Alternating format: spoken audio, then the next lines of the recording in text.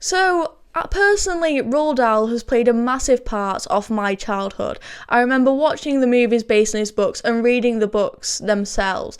I think it's a massive staple of British culture, and it's so interesting that the left are now attacking Roald Dahl, trying to rewrite his books, because they've also done the same thing to J.K. Rowling, another staple of British culture, children's culture as well in Britain.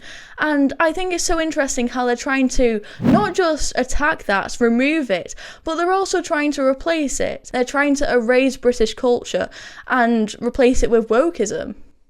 Yeah, absolutely. I mean, Jess, you can ask yourself the question quite easily. Did Roald Dahl have some views that you and I probably wouldn't agree with? Yeah, absolutely, fine, whatever. But the author of these classics that you mentioned, that you've got what Willy Wonka, James and the Giant Peach, the BFG, Fantastic Mr. Fox, the Twits. You go on and on and on. He was fantastically talented, and actually, I'd argue the only twits today, Jess, are these offence archaeologists turning through pages of children's books seeking offence. It's pathetic.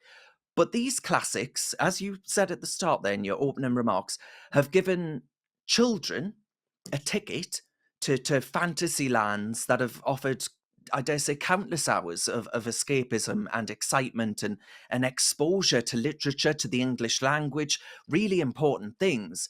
And I really think that his estate, Roald Dahl's estate, those who, own his copyright and own access to those books and all the rest of it, they ought to be ashamed of themselves for allowing this to happen, for allowing the publishers to actually do this. Because let's just think of a few examples. Let's just go through a few examples that have been reported on the internet here. Mothers and fathers will be removed from these books, Jess, and replaced with parents in case we offend trans people, I assume. Chocoholic, Augustus Gloop, right? Well, he won't be fat anymore because we might offend fat people. And of course, we can't offend fat people because, well, I don't know why, to be honest with you, given that the government seems to do an awful lot in trying to get us all not to be fat. The colours black and white, Jess, they've been deleted for fear, I assume, of offending Black Lives Matter or some other race-baiting organisation. And even the Cloud Men from James and the Giant Peach have been swapped for Cloud People. You couldn't make it up. I'd laugh, right? This is utterly cartoon. I would laugh if it wasn't all so sinister.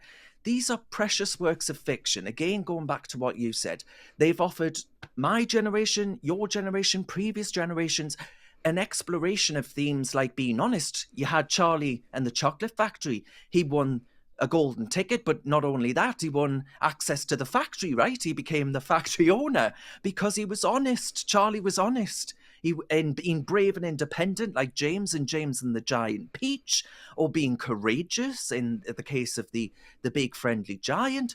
Whatever the politics of the author, I don't care about that. They have absolutely naff all, Jess, to do with Roald Dahl, his works, his politics and views on race or sexuality, gender, God knows what else they're complaining about.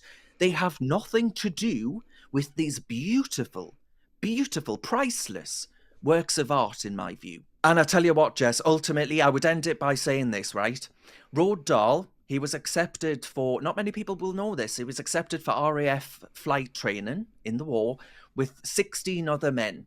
Right now, of those 16 men, 16 brave men, selfless men, only 3 of them actually survived the war. Now, I don't know about you, but I'll take a war veteran and, continuous generation-defying, best-selling children's writer over any of these sad sods, these sad offence archaeologists seeking to denigrate and destroy Dahl's legacy.